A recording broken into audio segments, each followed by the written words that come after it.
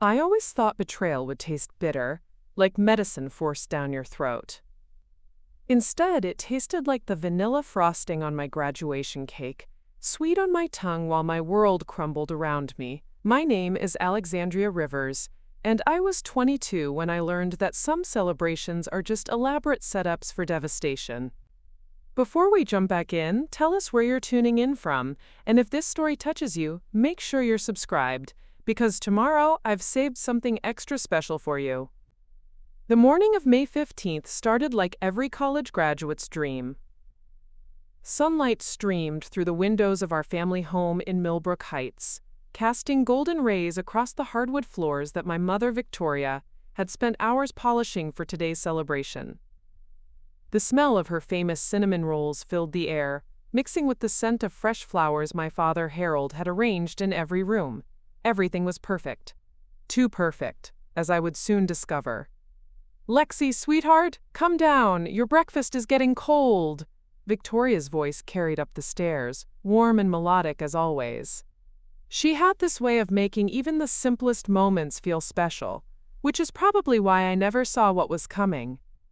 I adjusted my cap and gown one final time in the mirror, running my fingers over the golden cords that marked my graduation summa cum laude from Riverside University with a degree in environmental engineering. 4 years of relentless studying, internships, and research projects had led to this moment. More importantly, they had led to my acceptance into the graduate program at Stanford, with a research assistantship that would change everything. The plan was simple and had been discussed countless times over family dinners. I would use my college fund, carefully saved since I was born, now sitting at $127,000, to cover the first year of graduate school while my assistantship kicked in.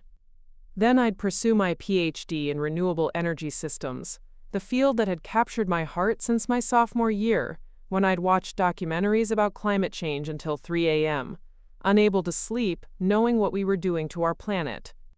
Downstairs, our dining room had been transformed into a celebration space. Balloons in Riverside University's colors, navy blue and silver, bobbed from chairbacks. A banner reading, "Congratulations, Alexandria," stretched across the archway, hand-painted by my younger sister Carmen, who was home from her first year at community college. She'd always been the artistic one in the family, while I was labeled the brain. "There's our Stanford-bound graduate." Harold beamed as I entered, his salt and pepper beard stretching with his wide grin. He wore his best suit, the navy one he reserved for church and special occasions, and had even polished his wedding ring until it gleamed. Everything about this moment screamed love, pride, and celebration. Victoria had outdone herself with the spread. Besides the cinnamon rolls, there were fresh strawberries arranged in a perfect spiral, scrambled eggs with herbs from her garden, and crispy bacon that made my mouth water. The coffee was in her good china, the set with tiny roses that belonged to my grandmother before her.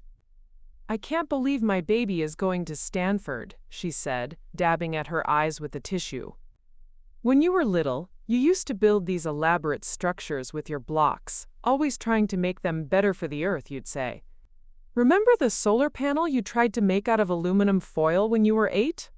I laughed, settling into my chair and reaching for the orange juice. "And you kept it on the windowsill for 3 months, pretending it was working." "It was working," Harold interjected with mock seriousness. "Just not the way you expected." Carmen bounced in her seat, her curly hair still messy from sleep. "Tell them about the acceptance letter again.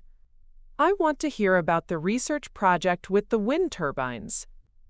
So I did, for probably the 10th time, explaining how Dr. Morrison had personally invited me to join his renewable energy lab, how the assistantship would cover my tuition and provide a modest living stipend, and how this opportunity could lead to groundbreaking research in sustainable technology. My parents listened with the kind of attention that made me feel like the most important person in the world. "We're so proud of you, sweetheart," Victoria said, reaching across the table to squeeze my hand. "Your father and I always knew you'd do something amazing."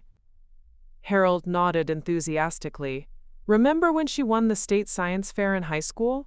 I told you then, Vicky, our Lexi is going to change the world. The conversation flowed easily as we ate, touching on everything from my graduation ceremony that afternoon to my plans for moving to California in August. Victoria had already started a list of things I'd need for my apartment, and Harold was researching the best routes to drive my belongings across the country. Speaking of Stanford, I said, taking a sip of coffee, I should probably call the financial aid office next week to confirm everything about accessing the college fund. I want to make sure the transfer goes smoothly before I start looking for apartments in Palo Alto. The temperature in the room seemed to drop 10 degrees. Harold's fork paused midway to his mouth, and Victoria's smile flickered like a candle in wind. Carmen, oblivious to the sudden tension, continued chattering about graduation party plans. Well, Harold cleared his throat, setting down his fork with deliberate care. Actually, sweetheart, your mother and I need to discuss something with you about that. My stomach clenched, though I couldn't yet put my finger on why. Discuss what? It's my fund, right? The one you've been contributing to since I was born? Victoria and Harold exchanged a look. One of those married couple communications that happen in split seconds but carry the weight of entire conversations. It was the same look they'd shared when they told me we couldn't afford the family vacation to Yellowstone when I was 16. The same look when Harold lost his job at the engineering firm 3 years ago. Of course it's your fund, honey, Victoria said quickly, but her voice had taken on that artificially bright tone she used when she was about to deliver bad news. Well, there have been some developments. The cinnamon roll in my mouth suddenly tasted like cardboard. What kind of developments? Harold straightened in his chair, his businessman posture replacing the relaxed father figure from moments before. Your mother and I have been doing some thinking about your future, about what's really best for you in the long run. Harold, Victoria warned quietly, but he pressed on. The thing is, Lexi, we've decided that maybe Stanford isn't the right choice after all. Graduate school is expensive, even with the assistantship, and there's no guarantee of job security in research. We think you should consider more practical options. The words hit me like physical blows. Practical options? Dad, this is Stanford. This is my dream. We've been planning this for years. Dreams change, sweetheart, Victoria said softly. Sometimes what we think we want isn't what's best for us. I stared at them both, my brilliant, supportive parents who had just become strangers across the breakfast table. Outside, I could hear the neighbors starting their lawnmowers, the sound of a normal Saturday morning in a normal world where parents didn't ambush their children on graduation day. What exactly are you saying? I asked, though some part of me already knew. Harold's next words would shatter everything I thought I knew about family, loyalty, and the people I trusted most in the world. But in that moment, sitting in our perfect dining room with the graduation banner overhead and the taste of celebration still on my tongue, I was still their beloved daughter who was going to change the world. I had no idea I was about to change theirs instead. Preparing and narrating this story took us a lot of time, so if you are enjoying it, subscribe to our channel. It means a lot to us. Now back to the story. We've frozen your college fund, Harold said, the words falling like stones into still water. Effective immediately. The grandfather clock in the corner ticked loudly in the silence that followed. Carmen's fork clattered against her plate, and Victoria reached for her coffee cup with trembling hands. I sat there, processing the words but unable to make them make sense. Frozen, I repeated slowly. What do you mean, frozen? We've moved the money into a restricted account, Victoria explained, her voice barely above a whisper. You can't access it right now. The room started to spin slightly. I gripped the edge of the table, my knuckles turning white. Can't access it. It's my money. My college fund. You've been telling me my entire life that this money was for my education. And it still is, Harold said quickly, just not for this education. This education? My voice cracked on the words. This is Stanford, Dad, Stanford. The opportunity of a lifetime. The research assistantship with Dr. Morrison that you helped me celebrate when I got it 3 months ago. Carmen finally found her voice. Mom, Dad, what's going on? This is Lexi's graduation day. Why are you doing this now? Victoria shot her younger daughter a look that said, "Not now," but Carmen pressed on. "She's been working toward this for years. You guys have been so proud." "Carmen, please," Harold interrupted. "This is between your sister and us." I stood up abruptly, my chair scraping against the hardwood floor.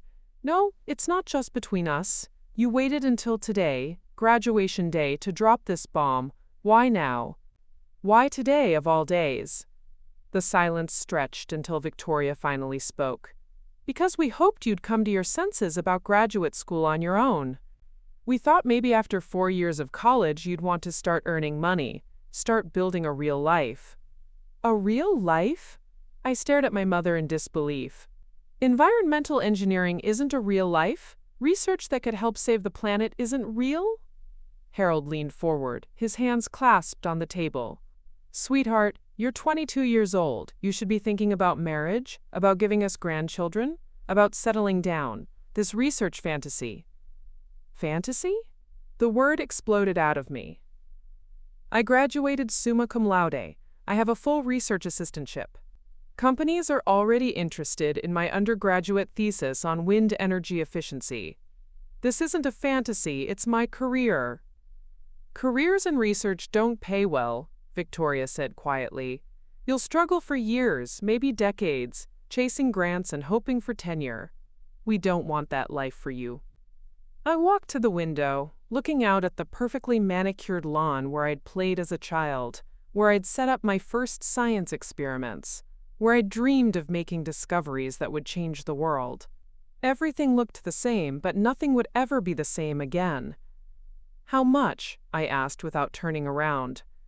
"What?" Harold's voice was cautious. "How much money are we talking about? How much have you frozen?" The pause told me everything I needed to know before Victoria answered. "All of it. The entire $127,000.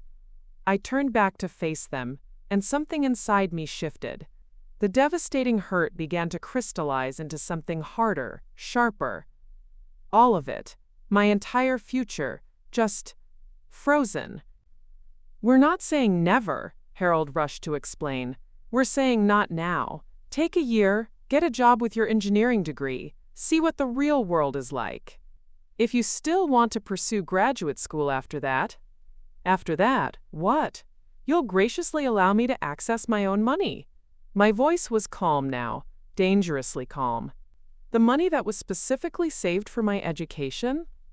Carmen looked back and forth between us like she was watching a tennis match. "This is insane. Lexi, they can't just steal your money." "They're not stealing it," I said, still looking at my parents. "They're controlling it. There's a difference, legally speaking." Victoria flinched at the word legally. "Sweetheart, please don't talk like that. We're your parents. We love you. We want what's best for you." "What's best for me?" I repeated slowly. "Let me make sure I understand this correctly. You think what's best for me is to abandon my dreams, give up on Stanford, and what exactly? Find a husband and start popping out babies?" "Don't be dramatic," Harold said, but his voice lacked conviction. "Dramatic?" I laughed, but there was no humor in it. "I'm being dramatic? You ambushed me on my graduation day, stole my future, and I'm being dramatic?" "We didn't steal anything," Victoria protested. "The money is still there, still yours. We're just providing guidance." Guidance. I tasted the word like poison. Is that what we're calling financial manipulation now? The room fell silent except for the relentless ticking of the grandfather clock. I looked at my parents, really looked at them, and saw strangers wearing familiar faces. The people who had raised me, encouraged my dreams, celebrated my achievements, had just revealed themselves to be something else entirely. "There's something else, isn't there?" I asked, the pieces clicking together in my mind. "This isn't just about marriage and grandchildren. What's the real reason?" Harold and Victoria exchanged another one of their looks, and I knew I'd hit the target. "Tell me," I demanded. Victoria's composure finally cracked. "Your cousin Blake needs help with his business. Your Uncle Robert's construction company is struggling, and Blake's trying to get it back on track, but they need capital. The final piece fell into place with devastating clarity. You're giving my college fund to Blake. We're investing it, Harold corrected quickly. In the family business. When it turns around, you'll get your money back with interest. Blake, I said slowly, who dropped out of college twice. Blake, who's never held a steady job for more than 6 months. Blake, who you've always said was finding his way. You're giving my Stanford fund to Blake. He's family, Victoria said desperately, and he has a solid business plan this time. Robert's company just needs a cash infusion to bid on some big municipal contracts. I walked back to the table and sat down, my movements careful and controlled. Carmen reached for my hand, but I pulled away gently. I needed to think clearly, and the rage building inside me was threatening to cloud my judgment. When? I asked. When what? Harold looked confused. When did you make this decision? When did you decide to steal my future and hand it to Blake?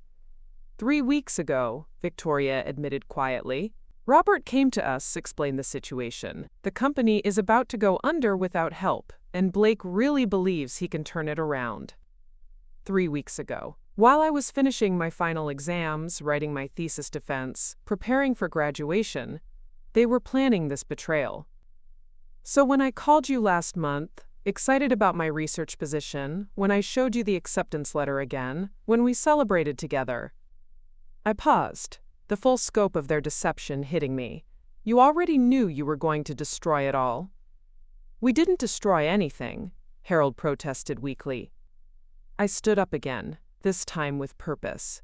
Yes, you did. You destroyed my trust, my future, and your relationship with me. Congratulations, you've succeeded beyond your wildest dreams.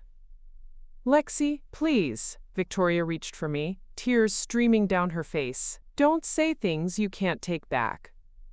I looked down at my mother, this woman who had taught me to dream big, to work hard, to believe I could accomplish anything. I'm not the one who said something I can't take back. You did that when you decided Blake's business fantasy was worth more than your daughter's education. I walked toward the doorway, then paused and turned back. By the way, the graduation ceremony is in 4 hours. I assume you'll still be attending, since you've already paid for the photographer and the dinner reservations. Wouldn't want your investment in appearances to go to waste too. As I climbed the stairs to my room, I could hear Victoria sobbing and Harold's low voice trying to comfort her. Carmen's footsteps followed me, but I closed my door before she could catch up. Sitting on my bed, surrounded by Stanford brochures and research papers, I stared at my laptop screen. My acceptance letter was still bookmarked, still promising a future that had just been ripped away from me. But as I looked at my reflection in the dark computer screen, something inside me shifted again. The hurt was still there, raw and bleeding, but underneath it, something else was growing. They thought they knew what was best for me. They thought they could control my future, manipulate my choices, and force me into their vision of what my life should be. They had no idea who they were dealing with. I opened a new browser window and began to type. If they wanted to play games with my future, I'd show them how the game was really played. They'd just made the biggest mistake of their lives, and I was going to make sure they learned exactly how big that mistake was. The graduation ceremony passed in a blur of forced smiles and hollow congratulations. I walked across that stage in my cap and gown, shook the dean's hand, and accepted my diploma while my parents beamed from the audience like nothing had happened. The photographer they'd hired captured every moment. The proud family, the successful daughter, the perfect celebration. All lies wrapped in expensive photo packages. The restaurant they'd chosen for the celebration dinner was Meridian's, the fanciest place in Millbrook Heights. White tablecloths, crystal glasses, and a string quartet playing softly in the corner. The kind of place where appearances mattered more than substance, which seemed fitting given the day's revelations. Uncle Robert and Aunt Patricia had joined us, along with my cousin Blake himself. Looking at him across the table, I tried to understand what my parents saw that made him worth destroying my future. Blake was 26, with an easy smile and the kind of casual confidence that came from never really facing consequences. His dark hair was perfectly styled, and he wore an expensive-looking watch that I suspected he couldn't actually afford. To Alexandria, Harold raised his wine glass, our brilliant daughter who's going to take the world by storm. Everyone clinked glasses, and I managed to lift mine with the rest of them. The irony of the toast wasn't lost on me. How exactly was I supposed to take the world by storm when they'd just clipped my wings? "You know," Uncle Robert said, cutting into his steak, "I was just telling Harold earlier how proud we all are of Lexi's practical attitude about her future." Practical attitude. There was that word again. I took a sip of water and waited. Not everyone is level-headed enough to recognize when it's time to be realistic about their goals, Aunt Patricia added, her voice dripping with artificial sweetness. Some young people get so caught up in their fantasies that they forget about real life. Carmen shifted uncomfortably beside me, but Lexi got into Stanford. "That's not a fantasy, that's real." Blake leaned forward with that charming smile of his. "Oh, absolutely. Stanford's impressive, no doubt. But here's the thing. Lex? Can I call you Lex? Higher education is great, but it's not everything. Sometimes the smartest thing you can do is skip the extended childhood and jump into the real world." Extended childhood. I set down my fork carefully. "Blake's absolutely right," Victoria chimed in quickly. "Graduate school is just delaying the inevitable. At some point, everyone has to grow up and face reality." "And what reality is that, exactly?" I asked, my voice perfectly level. Harold cleared his throat. "Well, sweetheart, at 22, most young women your age are thinking about settling down, starting families. Your mother was married at 23, and look how wonderful our life has been." "Different times, though," Uncle Robert interjected. "Today's job market is tough. That's why what Blake's doing with the construction company is so smart. Real skills, real work, real money." Blake nodded enthusiastically. "Exactly. While other people are sitting in classrooms, theorizing about renewable energy or whatever, I'm out there actually building things, creating jobs, contributing to the community. Actually building things." I thought about his employment history. Fired from 3 different construction jobs for showing up late, quitting the landscaping business after 2 months because it was beneath him, and his brief stint selling cars that ended when he was caught inflating prices to boost his commissions. "Blake's got such a good head for business," Aunt Patricia gushed. "He's been working with Robert for months now, learning every aspect of the company. He's got ideas that could revolutionize how they operate." "Revolutionary ideas," I repeated. "Like what?" Blake's eyes lit up. "Well, for starters, most construction companies around here are stuck in the past. They bid on small residential projects, maybe a few commercial jobs. But the real money is in municipal contracts, city infrastructure, road maintenance, public buildings. That's where the steady income is." Victoria nodded approvingly. "See how practical he is? He's thinking about long-term stability, not chasing dreams." "The thing is," Blake continued, "to bid on those big municipal jobs, you need capital. You have to show the city that you've got the resources to complete major projects. That's where your parents' investment comes in. It's not just helping family, it's positioning the company for massive growth." Uncle Robert leaned back in his chair. "We've got our eye on a road maintenance contract that could bring in $2 million over 3 years, but we need to show liquid assets of at least $200,000 to even qualify to bid." The pieces clicked together. They needed my $127,000 to pad their books enough to qualify for municipal contracts they might not even win. "What happens if you don't get the contract?" I asked. The adults exchanged glances. "Well," Harold said slowly, "there are other opportunities. The important thing is that Blake is learning the business, gaining real-world experience. Unlike graduate students," Aunt Patricia added with a slight laugh, who spend years studying theories that may never have practical applications. Renewable energy research doesn't have practical applications? Carmen asked, her voice rising slightly. Climate change isn't real? Of course climate change is real, honey, Victoria said soothingly. But let's be honest. One person's research isn't going to solve global warming. Meanwhile, Blake's business will employ dozens of people right here in our community. Blake nodded earnestly. That's exactly it. I'm not saying what Lex was planning to do isn't noble, but at the end of the day, we need pragmatic solutions. We need people willing to do the hard work of building and maintaining the infrastructure we already have. Plus, Uncle Robert added, the construction industry is booming. Even if this particular contract doesn't pan out, there's steady work for years to come. Compare that to academia, where you're competing for scraps of funding and maybe, if you're lucky, you'll get a tenure-track position somewhere. Harold nodded gravely. That's what we keep trying to explain to Alexandria. Graduate school is a gamble with terrible odds. Even if she finishes her PhD, there's no guarantee of employment. At least with a bachelor's degree in engineering, she can get a good job right away. A good job, I said quietly. Doing what, exactly? There are engineering firms all over the state, Victoria said brightly. Environmental consulting, municipal planning, private sector development.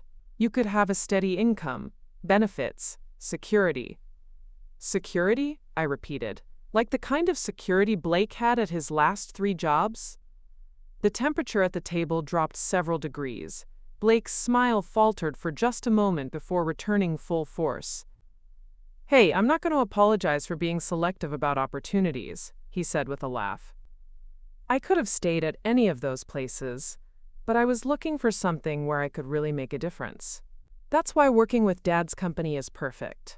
It's family, it's meaningful work, and it's my chance to really prove myself. Prove yourself with other people's money, I said softly. Alexandria, Harold's voice carried a warning. Blake is family, we help family. You're right, I agreed. We do help family. The question is, when exactly did I stop being family? Aunt Patricia gasped softly. Sweetheart, of course you're family. That's exactly why we're trying to help you see reason. We don't want you to waste years of your life chasing impossible dreams. Impossible dreams, I said, looking around the table at these people who claimed to love me. Like a full scholarship to Stanford for graduate research. Like working with one of the leading experts in renewable energy. Like potentially developing technology that could actually help solve climate change. Those impossible dreams. Now you're being dramatic again, Victoria sighed.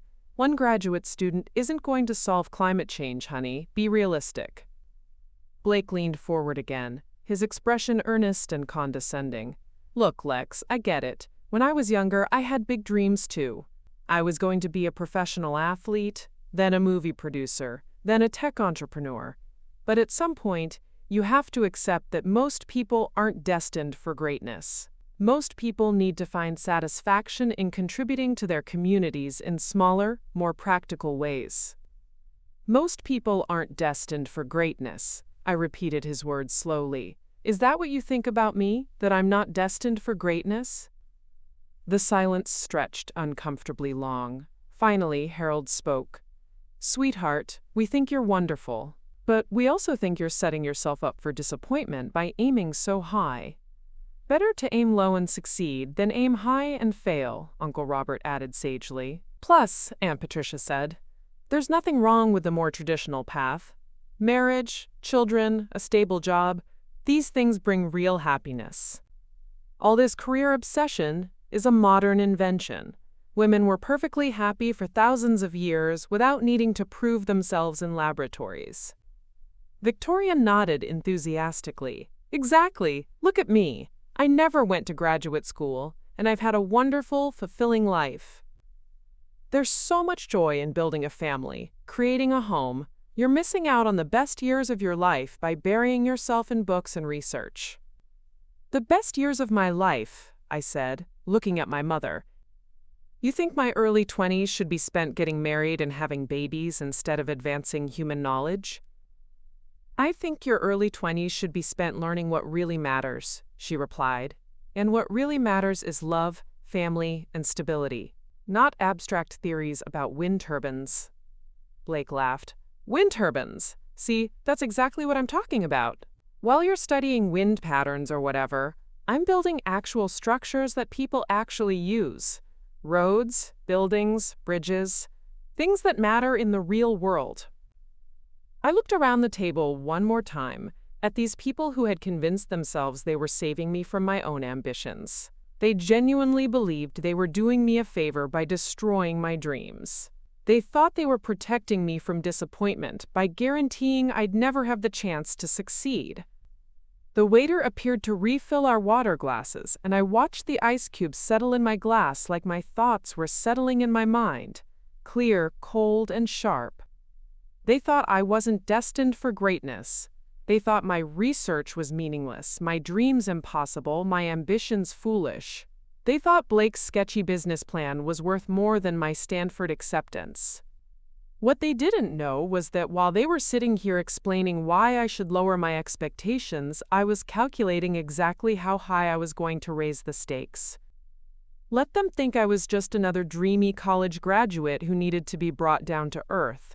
Let them believe they were teaching me valuable lessons about reality.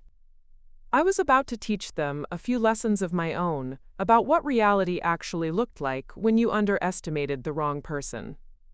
The drive home from Meridian's was suffocatingly quiet. Carmen stared out the window while Victoria made small talk about how lovely the dinner had been, how nice it was to see Uncle Robert's family, how proud she was of my maturity in handling everything. Harold nodded along, occasionally glancing at me in the rearview mirror with what I assumed was supposed to be a reassuring smile. I said nothing. There was nothing left to say at that dinner table, and there was nothing left to say in this car. But my mind was racing, calculating, planning. Every condescending word from Blake, every dismissive comment from the adults, every assumption about my supposed limitations was fuel for the fire building inside me.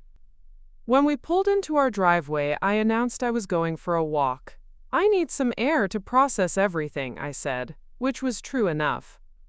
I just didn't mention that my processing would involve a very specific phone call. The park at the end of our street was empty, except for a few joggers taking advantage of the cooler evening air. I found a bench under an old oak tree and pulled out my phone, scrolling through my contacts until I found the name I was looking for. Dr. Elena Vasquez. Dr. Vasquez had been my environmental engineering professor for 3 courses, but more importantly, she'd become something of a mentor during my undergraduate years. Unlike the other professors who kept strict boundaries between their academic and personal lives, Elena had always made time for students who showed genuine passion for environmental solutions. She'd written one of my recommendation letters for Stanford, and I knew she had connections throughout the renewable energy industry.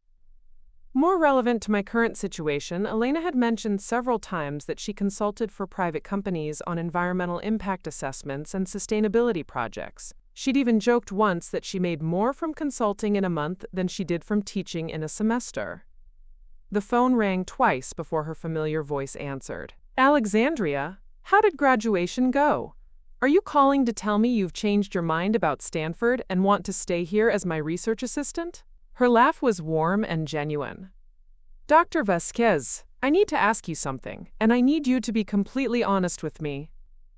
The tone of my voice must have conveyed the seriousness of the situation because her laugh faded immediately. Of course, what's going on? I took a deep breath and laid out the entire situation.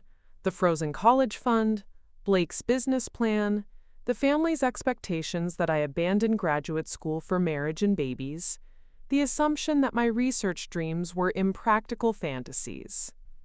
Elena listened without interrupting, occasionally making small sounds of disbelief or anger. When I finished, there was a long pause. Those absolute idiots, she said finally, her voice tight with fury. Do they have any idea what they've just thrown away?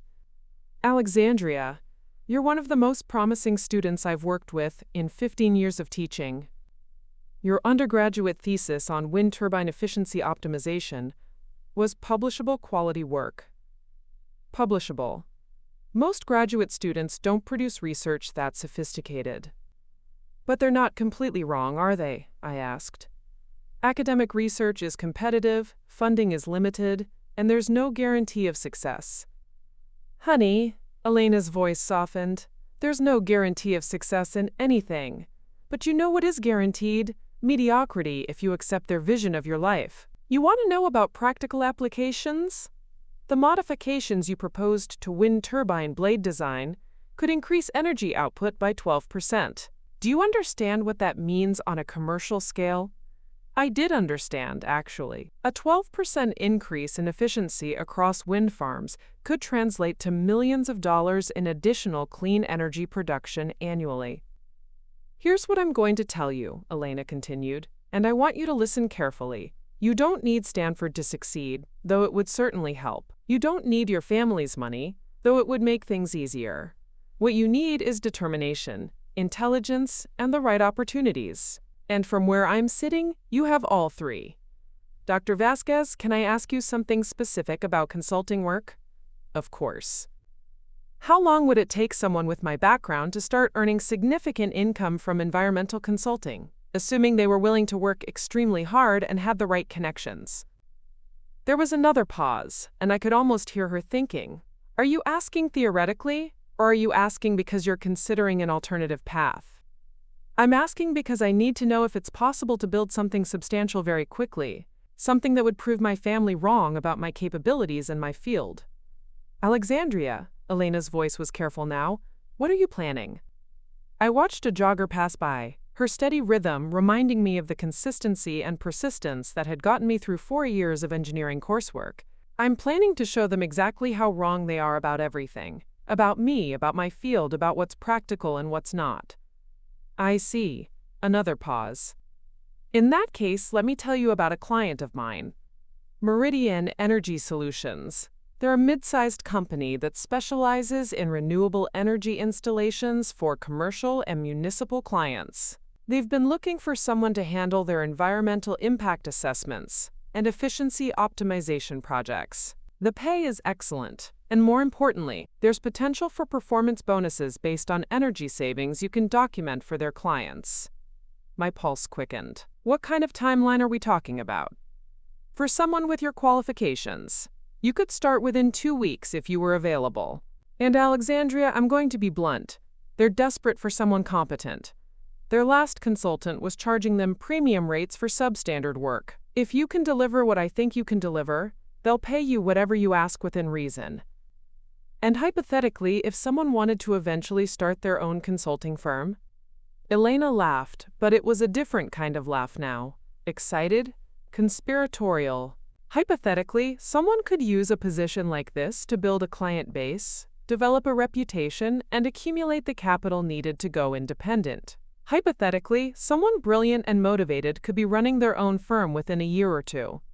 I closed my eyes and let the possibilities wash over me. While Blake was trying to convince my parents to invest in his pipe dream of municipal contracts he wasn't qualified to handle, I could be building a real business based on actual expertise and measurable results. Dr. Vasquez, I need to ask you for a huge favor. Name it. I need you to help me accelerate my timeline. I don't want to wait 2 weeks to start. I don't want to spend months building up credibility. I need to hit the ground running and start generating results immediately. What are you thinking? I'm thinking that if Meridian Energy Solutions needs environmental consulting, there are probably a dozen other companies in the region with similar needs. I'm thinking that with the right approach, I could be consulting for multiple clients simultaneously within a month. That's ambitious. It's also risky. You'd essentially be starting your own firm from day one instead of building experience first. Risk, I repeated, thinking about Blake's confident smile and my father's dismissive toast. Everyone keeps telling me I need to be more realistic about risk. But you know what's really risky? Trusting other people to control your future. Elena was quiet for a long moment. When she spoke again, her voice was serious, but supportive. Alexandria, if you're serious about this, I can make some introductions. I know at least 6 companies off the top of my head that could use your services. But I need to know you understand what you're committing to. Building a consulting business from scratch is incredibly demanding. 16-hour days, constant networking, technical work, business development, client management. It's not like being a student where your only job is to learn. Dr. Vasquez, I said, standing up from the bench and looking back toward my house where my family was probably discussing how mature I'd been about accepting their decision. I've spent the last 4 years preparing for a career in environmental engineering. Today my family told me that my preparations were worthless, my dreams were impractical, and my field was irrelevant. They've challenged everything I am and everything I want to become. I started walking back toward the house, my steps firm and purposeful. I'm not just committing to building a consulting business. I'm committing to proving them wrong about everything. And I'm going to do it faster and more thoroughly than they could possibly imagine. In that case, Elena said, and I could hear the smile in her voice, let me make those phone calls tonight. Can you be available for interviews starting Monday morning? I'll be available for whatever it takes. Good. One more thing, Alexandria. When you succeed, and I believe you will, remember that success is its own reward. Don't let revenge consume the victory. After hanging up, I stood in front of my childhood home and looked up at the lit windows. In there, my parents were probably congratulating themselves on helping me see reason. Blake was probably already spending my college fund in his mind. They all thought they'd taught me a valuable lesson about managing expectations and accepting limitations. What they'd actually done was give me the motivation I needed to exceed every expectation and demolish every limitation they'd tried to impose on me. I walked up the front steps with a smile on my face for the first time since breakfast. Let them think I was devastated. Let them believe I was accepting their wisdom about practical choices and realistic goals. While they were planning Blake's construction business with my money, I was planning something much more ambitious. And unlike their investment in Blake's questionable prospects, my investment in myself was guaranteed to pay off. The only question now was just how spectacular that payoff was going to be. Monday morning arrived with the kind of crisp clarity that seemed to match my newfound sense of purpose. While my family ate breakfast downstairs, I sat in my bedroom putting the finishing touches on a presentation that would either launch my consulting career or prove that I was as naive as they believed. The first interview was at 9 a.m. with Meridian Energy Solutions, the company Dr. Vasquez had recommended. By 10:30, I had a contract for their environmental impact assessments at $125 per hour. By noon, I'd interviewed with Greentech Industries and walked away with a project to optimize their solar panel installations for maximum efficiency. By 2 p.m., Riverside Municipal Authority had hired me to conduct energy audits for their public buildings. 3 clients in one day. 3 separate income streams that would collectively pay me more per month than most people my age made in traditional jobs. The beautiful irony wasn't lost on me. While Blake needed my college fund to even qualify to bid on municipal contracts, I'd just secured an actual contract with the city based purely on my qualifications and Dr. Vasquez's recommendation. When I came home that evening, Victoria was in the kitchen preparing dinner. "How was your first day of job hunting, sweetheart?" she asked without looking up from the vegetables she was chopping. "Productive," I said, which was technically true. "I've got some promising leads." "That's wonderful. I knew you'd find something suitable once you started looking at realistic options." I nodded and headed upstairs, biting back a smile. If she only knew how realistic my options actually were. The next few weeks fell into a carefully orchestrated routine. Every morning, I left the house dressed in business casual attire, telling my family I was interviewing for entry-level engineering positions at local firms. In reality, I was meeting with clients, conducting site assessments, and building what would become one of the most successful environmental consulting practices in the region. Dr. Vasquez hadn't been exaggerating about the demand for competent environmental consulting. Once word spread about my work, and more importantly about the measurable results I was delivering, The phone calls started coming faster than I could return them. My first major breakthrough came with the Riverside Municipal Authority project. The energy audit I conducted revealed that their buildings were operating at roughly 60% efficiency due to outdated HVAC systems and poor insulation. My recommendations for upgrades would reduce their energy costs by $180,000 annually, while cutting their carbon footprint by 35%. The city manager, James Morrison, called me into his office after reviewing my report.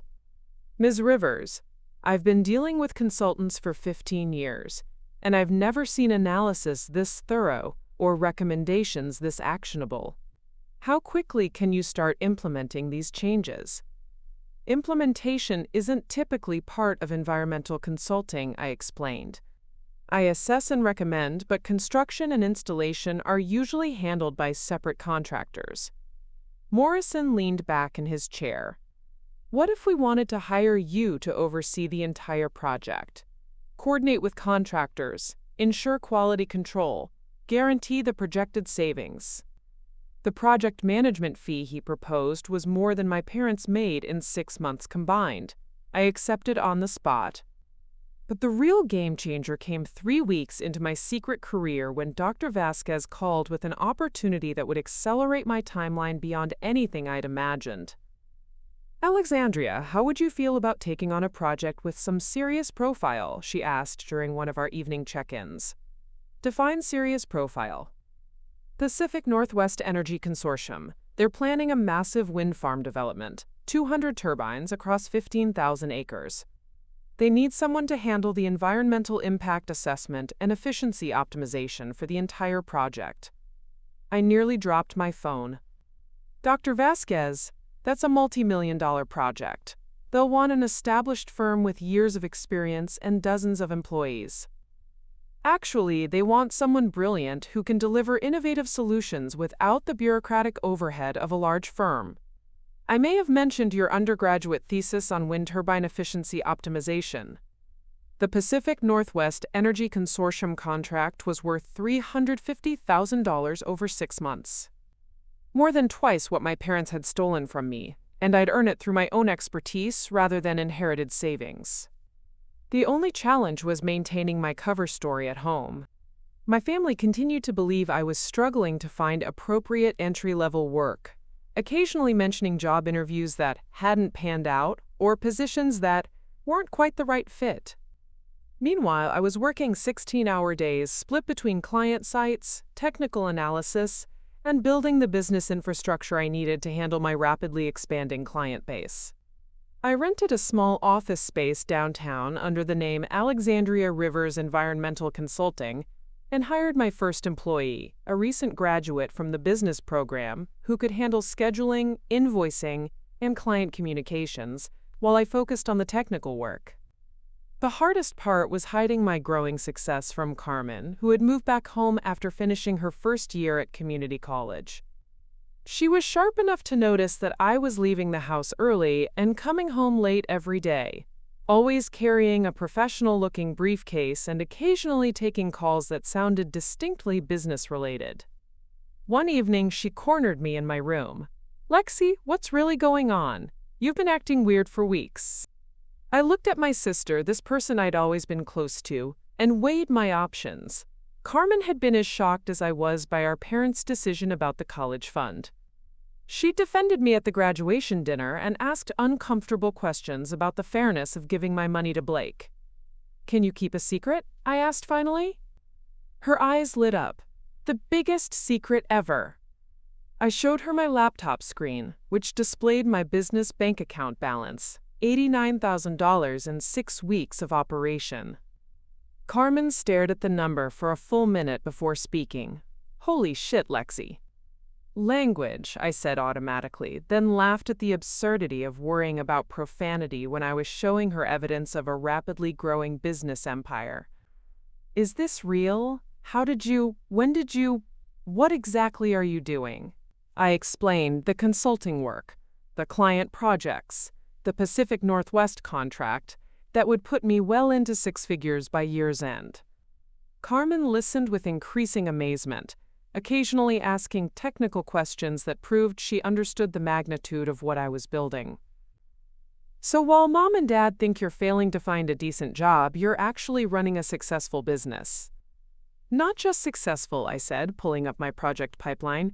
"Expanding. I've got more work than I can handle, and I'm getting referrals faster than I can follow up on them."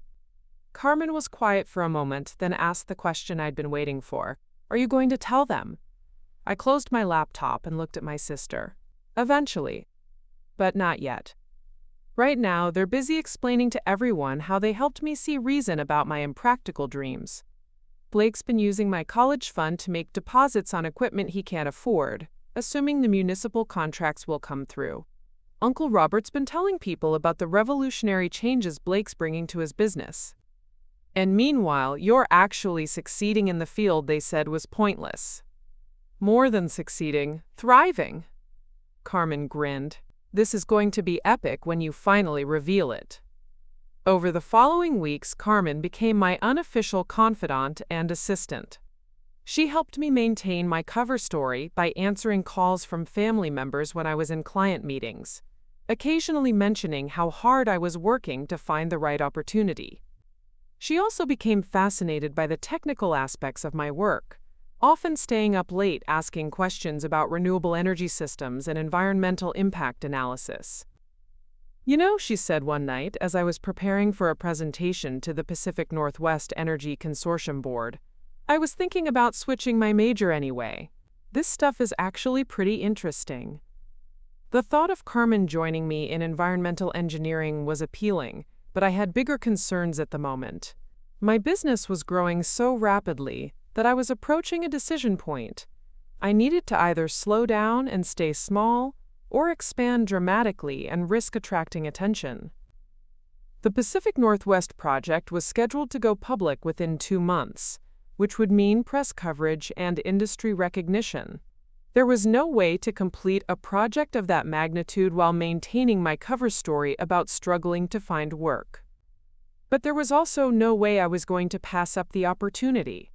Not when success on this project would establish me as one of the premier environmental consultants in the region. Not when the revenue would allow me to expand into new markets and take on even larger projects. As I drove to the consortium's headquarters for my final presentation, I realized that my secret building phase was about to end whether I was ready or not. Soon, very soon, my family would discover exactly how wrong they'd been about my prospects and my field. The only question was whether I wanted to control the timing of that revelation, or let them discover it accidentally when my name started appearing in industry publications and local business news. Either way, their assumptions about my limitations were about to be shattered in spectacular fashion. The weekly family dinners had become exercises in theatrical performance. Every Sunday, I sat at our dining room table and delivered carefully crafted updates about my supposed job search struggles, while internally calculating the profit margins on my latest consulting contracts. "Any promising interviews this week, sweetheart?" Victoria would ask, her voice tinged with what she probably thought was encouraging sympathy. "A few possibilities," I'd respond, with practiced disappointment. "The market is tougher than I expected. Most firms want someone with more experience for the higher-level positions, but the entry-level jobs don't really utilize my education." Harold would nod knowingly.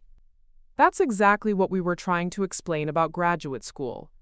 The job market is saturated with overqualified candidates. Sometimes it's better to be practical from the start." Meanwhile, my business checking account had grown to $247,000, I had a waiting list of potential clients, and industry publications were starting to request interviews about my innovative approaches to renewable energy optimization. The charade became even more elaborate when Blake started joining our Sunday dinners to provide updates on his progress with Uncle Robert's construction company. These performances were masterpieces of delusion that I found both fascinating and infuriating.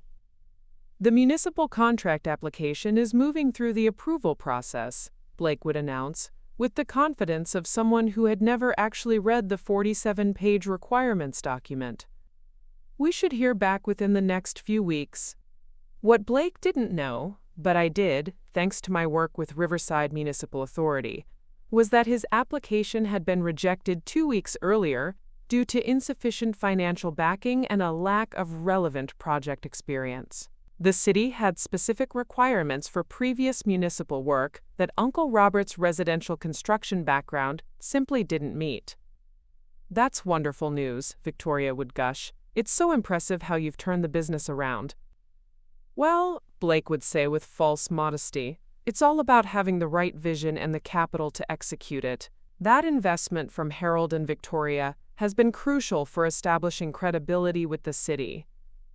I wanted to laugh every time he mentioned credibility. The same week Blake was bragging about his municipal prospects, I was presenting my preliminary findings from the Pacific Northwest Energy Consortium project to a board that included former Department of Energy officials and renewable energy executives from 3 countries.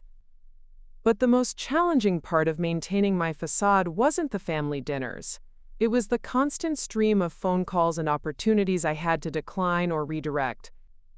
"Alexandria Rivers Environmental Consulting. This is Alexandria," I answered one afternoon, having ducked into the bathroom at home to take a call from a potential client.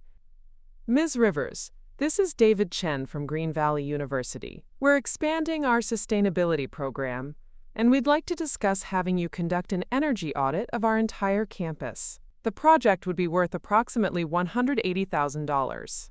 I pressed the phone closer to my ear and lowered my voice. "I'm very interested, Mr. Chen, but I'm not available to discuss details at this moment. Could I call you back within an hour?" "Of course. Oh, and Ms. Rivers? Dr. Vasquez spoke very highly of your work. She mentioned you were instrumental in saving Riverside Municipal Authority nearly $200,000 annually." After hanging up, I stood in the bathroom for a moment, staring at my reflection in the mirror. The person looking back at me was successfully running a consulting business that was being recommended by universities and government agencies. Yet downstairs, my family was probably discussing my need to lower my expectations and consider retail jobs. The cognitive dissonance was becoming almost surreal. The situation became even more complicated when local business publications started taking notice of my work. The Millbrook Heights Business Journal called my office, wanting to feature me in their Rising Entrepreneurs Under 25 Inches issue. The State Environmental Council nominated me for their Innovation in Sustainability Award. I had to decline the Business Journal feature and request that the Environmental Council postpone any public recognition until later in the year. The last thing I needed was my parents opening their Sunday newspaper to find a full-page article about their daughter's thriving environmental consulting firm. Carmen found the whole situation increasingly entertaining. She'd started timing my phone calls and keeping a running tally of the business opportunities I had to decline or defer due to our family's continued ignorance about my actual circumstances. "That's 12 this week," she whispered one evening after I'd politely declined an interview with Regional Energy Today magazine. "How long can you keep this up?" "As long as necessary," I replied, though I was beginning to wonder myself. The pressure to maintain the charade intensified when Harold announced he'd been networking on my behalf with his former colleagues from the engineering firm. "I spoke with Tom Bradley yesterday," he said during one of our dinners. "You remember Tom? He was my supervisor before the layoffs. He thinks there might be an opening for a junior environmental consultant at Morrison & Associates." My heart stopped. Morrison & Associates was one of the firms I'd considered approaching as a potential client. If Harold arranged an interview, I'd be in the impossible position of interviewing for an entry-level job at a company I was qualified to consult for at the senior level. "That's very thoughtful of you, Dad," I managed, "but I'm not sure I'm ready for a consulting position. Maybe something more foundational first." "Nonsense." Harold waved off my concerns. "Tom says they're specifically looking for someone with your educational background. Environmental consulting is exactly what you studied for." The irony was almost too much to bear. My father was trying to help me get an entry-level job in the exact field where I was already earning more than he'd made in his best year at the firm. "I'll think about it," I said weakly. Blake, never one to miss an opportunity to offer advice, leaned forward with his characteristic smirk. "You know, Lex, maybe it's time to be more open to different kinds of opportunities. Sometimes we have to take jobs that aren't perfect to prove ourselves. I looked at Blake. Blake, who was currently using my college fund to lease construction equipment he couldn't afford for contracts he wasn't qualified to complete, and felt my patience finally begin to fray. "You're probably right," I said carefully. "It's important to prove yourself with real, measurable results, rather than just talk about what you're going to accomplish." Something in my tone must have registered because Blake's expression shifted slightly, but Victoria jumped in before he could respond. "See? I knew you'd come around to a more practical perspective. Blake's been such a good influence on all of us about the importance of real-world experience." Real-world experience. I thought about the 847-page environmental impact assessment I'd completed for Pacific Northwest Energy Consortium, the $340,000 in energy savings I'd identified for 3 different municipal clients, and the innovation award I'd had to decline. Yes, I agreed. Real-world experience is definitely important. That night, Carmen helped me calculate my current business valuation based on projected contracts and recurring client relationships. The number was staggering, well into 7 figures if I continued at the current growth rate. "You realize," Carmen said as we looked at the spreadsheet, "you could probably buy Uncle Robert's entire construction company with what you're making." The thought had occurred to me, in fact, several thoughts had occurred to me about what I could do with my growing financial resources and industry connections. Particularly thoughts about municipal contracts and the kinds of projects that someone like Blake could never qualify for, no matter how much of my college fund he burned through. But those were thoughts for later. For now, I had to continue pretending to struggle while actually succeeding beyond my family's wildest imagination.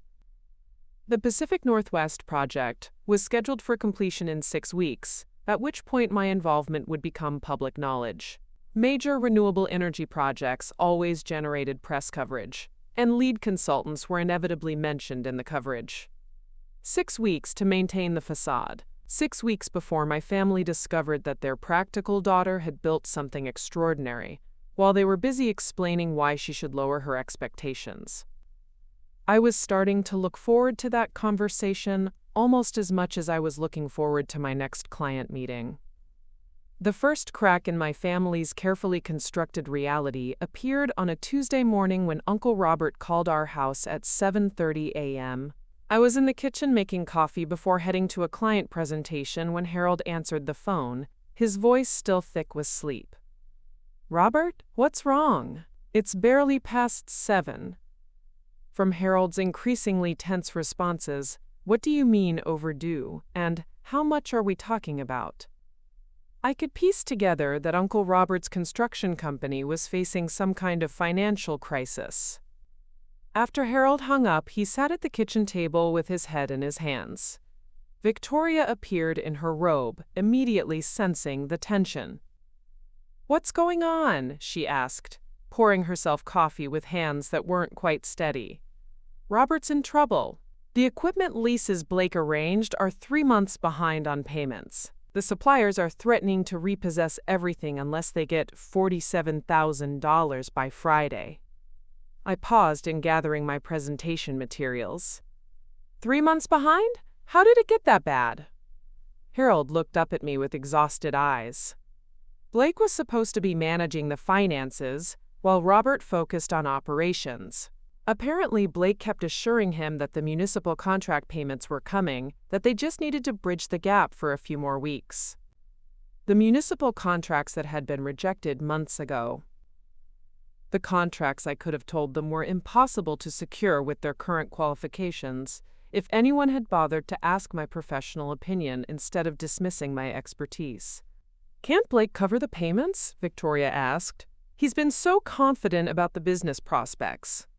Harold's laugh was bitter.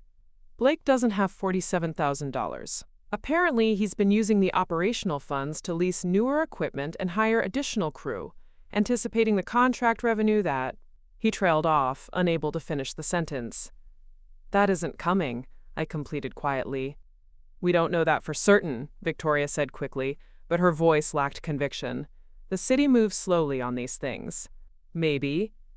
Victoria, Harold interrupted gently, I called Tom Bradley this morning. He has connections at the municipal authority. The contracts Blake was counting on were awarded to Brennan Construction 3 weeks ago. The kitchen fell silent except for the hum of the refrigerator and the distant sound of Carmen getting ready for her summer job at the local library. I watched my parents process the implications of what Harold had just revealed. So the money we gave Blake, Victoria's voice was barely a whisper, is gone, along with everything Robert had saved for retirement and the business equity he'd built over 20 years. I felt something cold settle in my stomach. Not guilt exactly, but a recognition of how completely their world was about to unravel. How much did you give Blake? Harold looked at me with shame in his eyes. The full amount, $127,000, plus we co-signed for an additional business loan of $75,000. $202,000, more than my parents' house was worth, more than they could recover from at their age without declaring bankruptcy. The bank is calling the loan due immediately unless Robert can demonstrate stable revenue streams, Harold continued. And with the equipment repossessions looming, they can't take on any new projects. Victoria sat down heavily at the table. What are we going to do? Before Harold could answer, the phone rang again. This time it was Aunt Patricia. And from Harold's side of the conversation, it was clear that she was in full panic mode about the financial crisis threatening to destroy her husband's life's work. As my parents dealt with the immediate family emergency, I quietly gathered my things and headed for the door.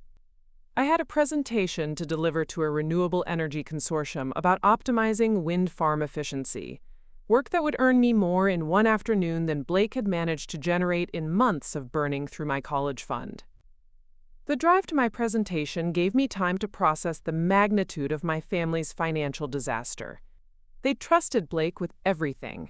Not just my college fund, but their retirement security, their creditworthiness, their future.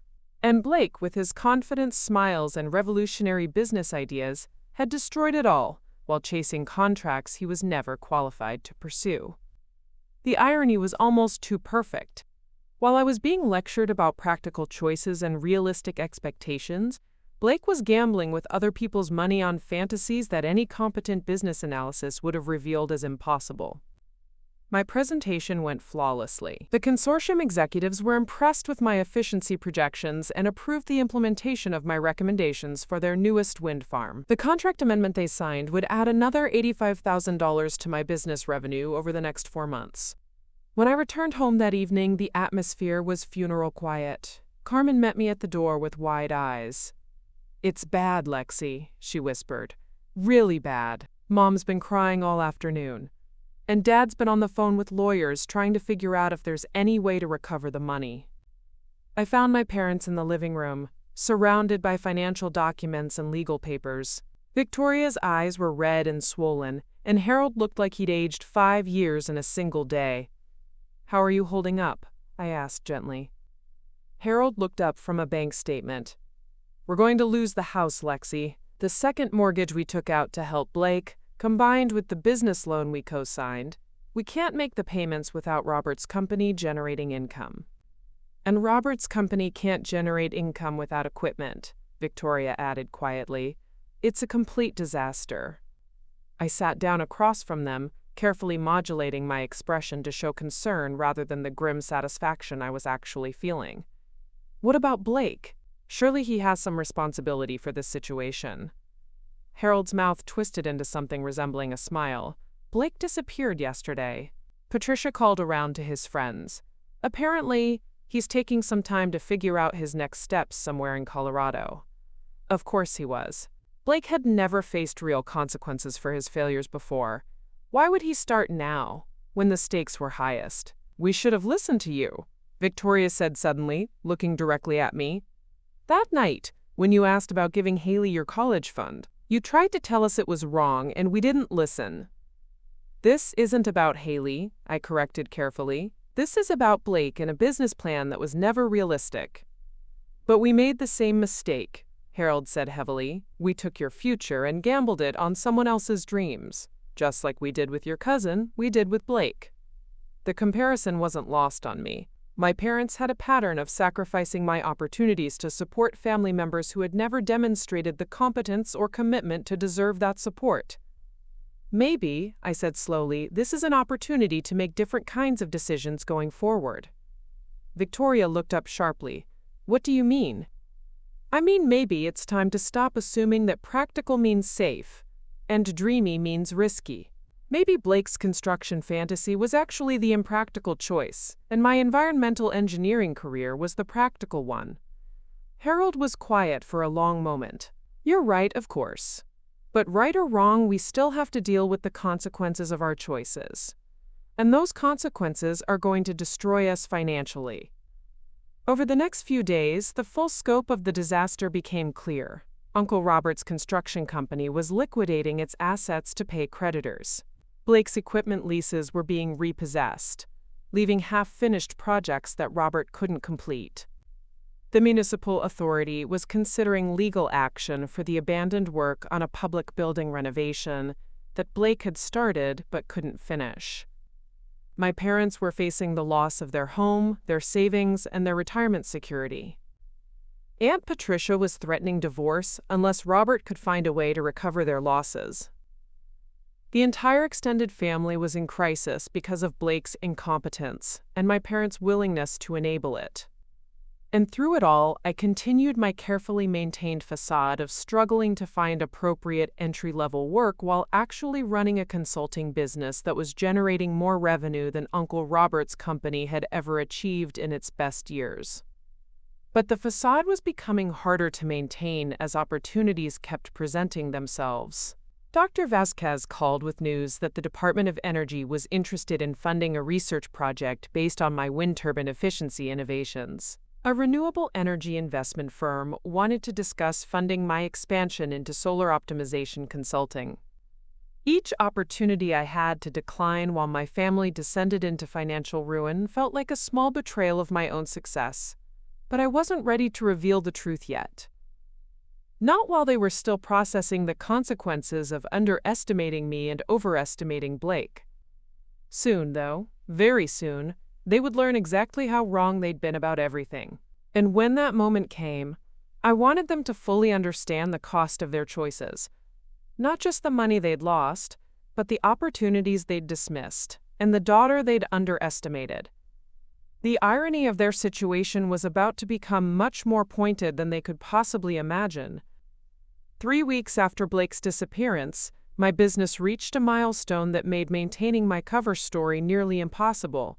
The Pacific Northwest Energy Consortium project was completed ahead of schedule, and the preliminary results exceeded everyone's expectations.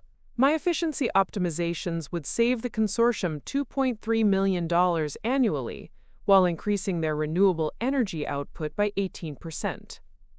The project director, Dr. Sarah Chen, called me personally to deliver the news.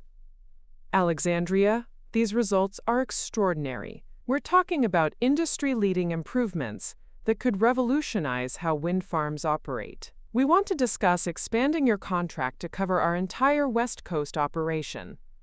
The expanded contract would be worth $1.8 million over 2 years. More money than most small businesses generate in a decade, and I was being offered it at 22 years old based purely on the quality of my work. Dr. Chen, I'm honored by your confidence, but I need to ask about the timeline for public announcement of these results. Actually, that's part of why I'm calling. The consortium wants to present your findings at the International Renewable Energy Summit next month. Your work deserves recognition, and frankly, we want other industry leaders to know we're working with the consultant who achieved these breakthrough results. I stared out my office window at the city skyline, calculating rapidly. The International Renewable Energy Summit was covered by every major business publication in the country.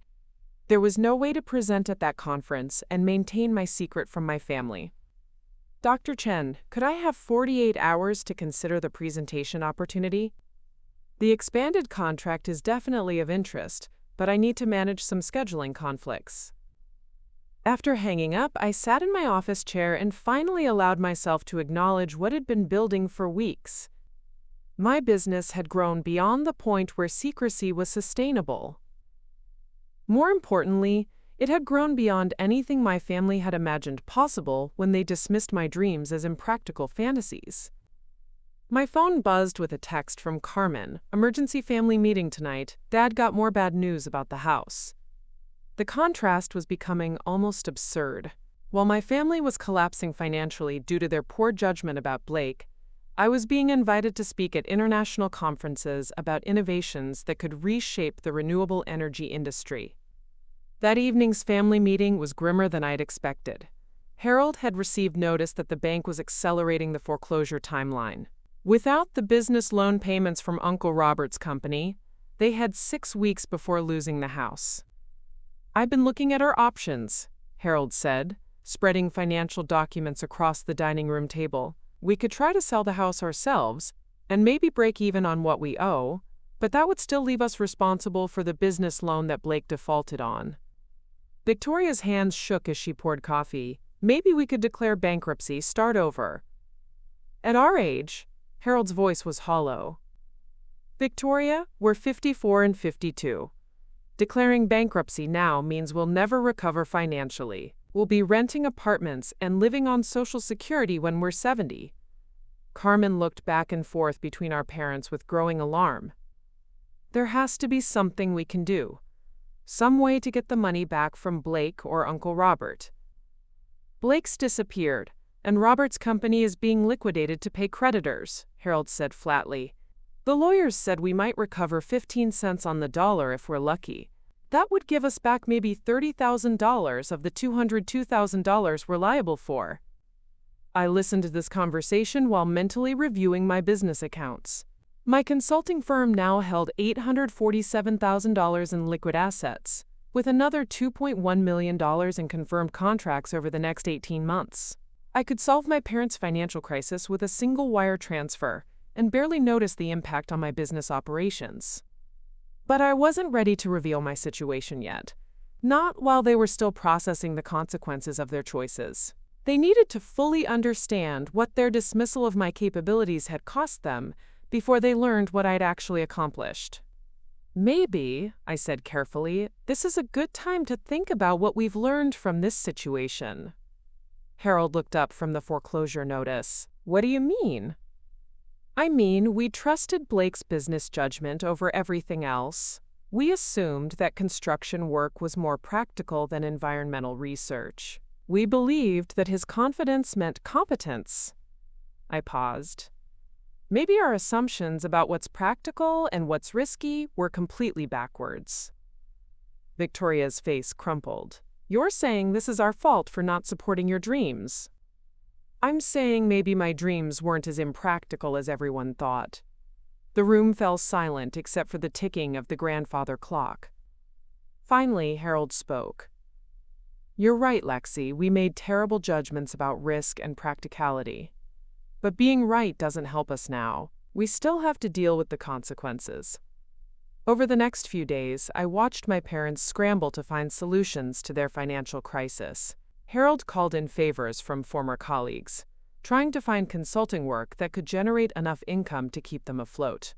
Victoria researched debt consolidation options and bankruptcy attorneys.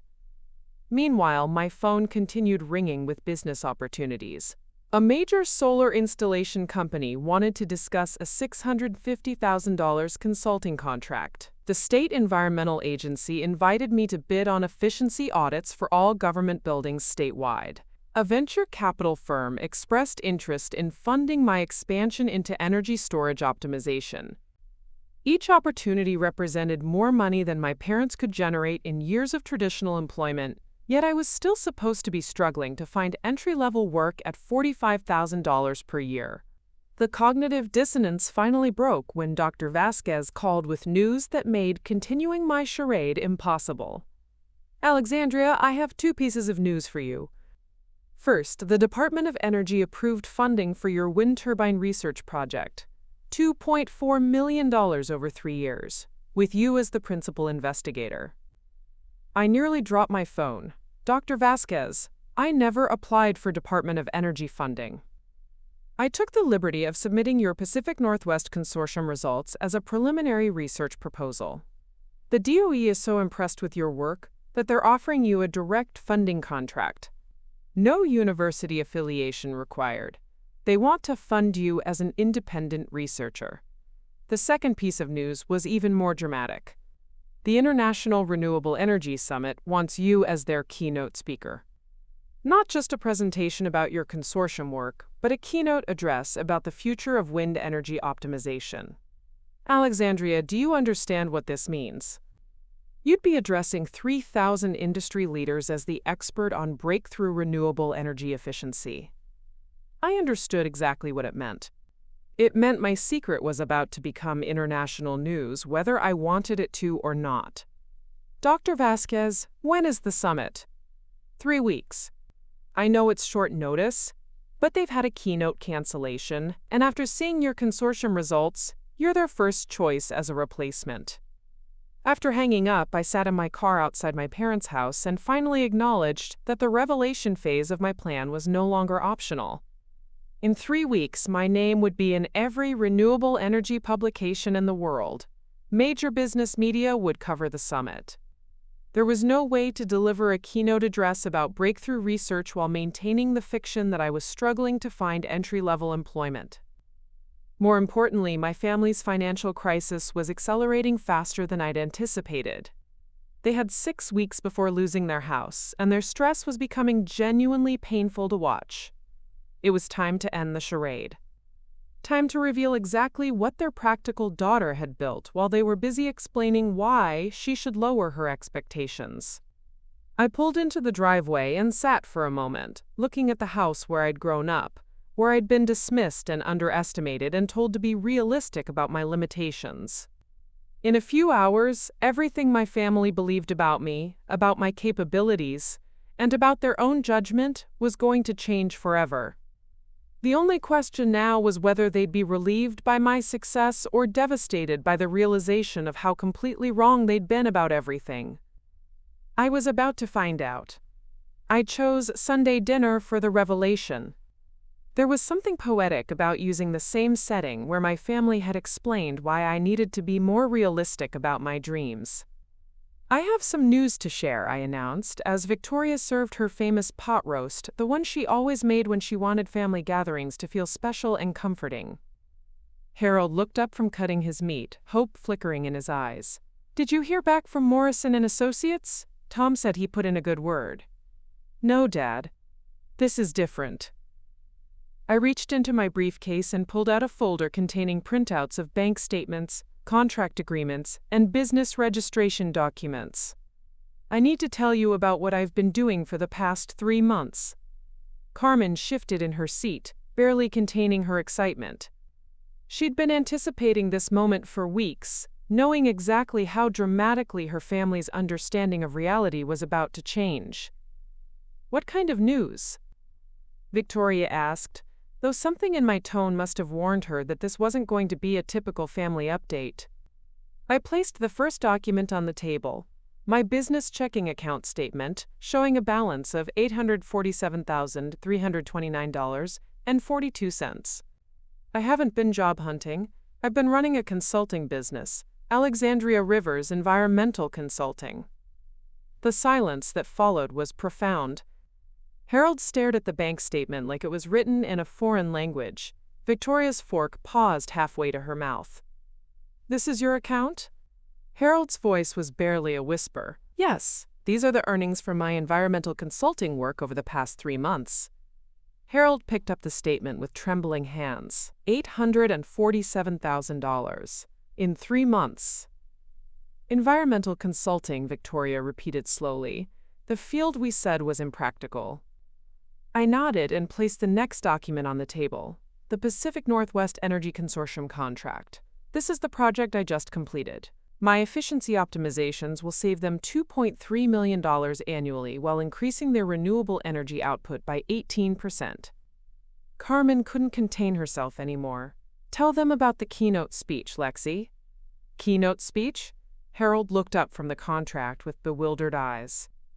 "The International Renewable Energy Summit. In 3 weeks, I'll be delivering the keynote address about breakthrough innovations in wind energy optimization to an audience of 3,000 industry leaders from around the world." Victoria set down her fork entirely. I don't understand. How is this possible? You're 22 years old. I'm 22 years old with a degree in environmental engineering, an innovative approach to renewable energy systems, and apparently what the Department of Energy calls, quote, exceptional research capabilities. I placed another document on the table. They've approved $2.4 million in funding for my wind turbine research project. Harold was reading the Department of Energy letter, his face cycling through confusion, disbelief, and something that might have been recognition. They're offering you $2.4 million for research you designed yourself. Research based on my undergraduate thesis. The one you said was too theoretical to have practical applications. The weight of that statement settled over the table like a heavy blanket. Victoria's eyes were filling with tears, though I couldn't tell if they were tears of joy or devastation. But you've been leaving every morning for job interviews, she said weakly. You've been coming home disappointed about entry-level positions that didn't work out. I've been leaving every morning for client meetings, site assessments, and project presentations. I've been coming home having earned more money in a single day than most entry-level positions pay in a month. Carmen pulled out her phone and showed them something she'd been saving for this moment. Tell them about the news articles, Lexi. I placed printouts of 3 business publication articles on the table. Millbrook Heights Business Journal named me Rising Entrepreneur of the Year. The State Environmental Council nominated me for their Innovation Award. Regional Energy Today called my work revolutionary. Harold was staring at the headlines. Local engineer transforms renewable energy efficiency. Millbrook Heights consultant saves municipal clients millions. Rising star in environmental innovation. He looked up at me. This is all about you? All about the work I've been doing while you thought I was failing to find appropriate employment. Victoria was crying openly now. Why didn't you tell us? Why did you let us worry about your future when you were already succeeding beyond anything we'd imagined? The question I'd been waiting for. The one that would let me explain exactly what their choices had cost them. Because, I said carefully, I needed you to understand what your assumptions about my capabilities actually meant.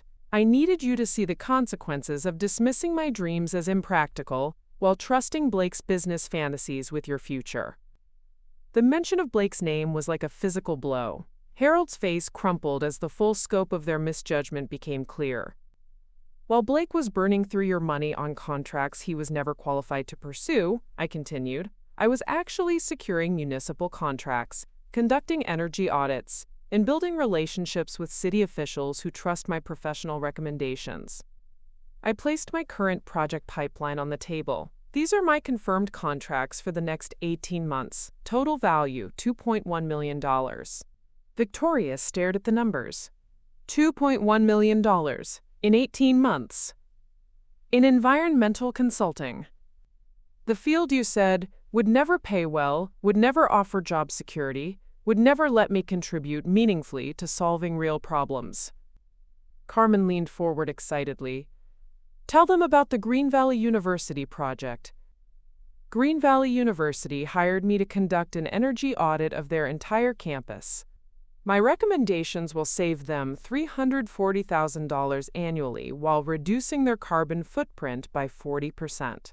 The project fee was $180,000.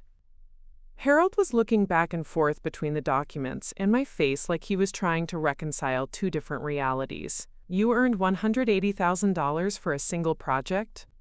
I earned $180,000 for a month of analysis that will save them millions over the next decade while helping them meet their sustainability goals.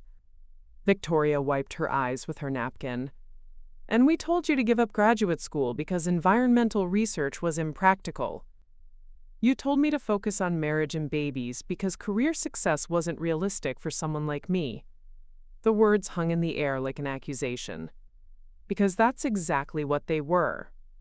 Harold was reading through the contracts again, his hands shaking slightly.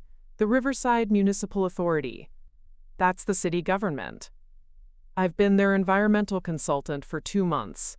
My energy audits are saving them $180,000 annually. The city manager specifically requested that I oversee implementation of all my recommendations. But Blake said the municipal contracts were almost impossible to get without extensive experience and major financial backing. I smiled, and for the first time in months, it wasn't carefully calculated. Blake was right about the financial backing. Municipal governments want to work with consultants who have proven track records of delivering measurable results. What Blake didn't understand is that competence matters more than connections, and expertise matters more than equipment. Carmen pulled up something else on her phone. "Show them the expansion offer, Lexi." I placed the final document on the table, the letter from Meridian Energy Solutions, offering to acquire my consulting business. They want to buy my company for $3.2 million, cash. The number seemed to break something in Victoria. She put her head in her hands and sobbed. $3.2 million, Harold repeated numbly. They want to buy your 3-month-old business for $3.2 million. I'm not selling. My business is worth more than their offer, and I'm just getting started. Harold looked directly at me for the first time since I'd started revealing the truth. Lexi, I need you to understand something. While you were building this incredible business, we've been facing financial catastrophe because of our investment in Blake. We're going to lose our house, our retirement, everything. I know. You know? I've known for weeks.